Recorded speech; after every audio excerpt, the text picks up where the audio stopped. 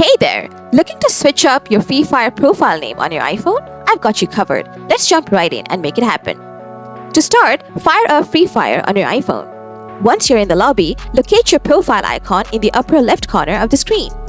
Now, tap on that icon and then hit the settings icon that appears next. After that, a page will pop up on your screen. From here, locate and tap the edit icon next to your current name. Next, tap into the field and type in the new unique name you have got in mind. Finally, hit the button and voila, your name will be changed.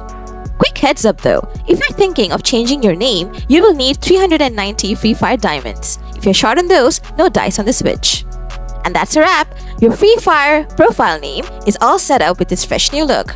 If the video helped you out, smash that like button. Want more tips and tricks related to Free Fire? Subscribe to the channel because we have got more of them coming.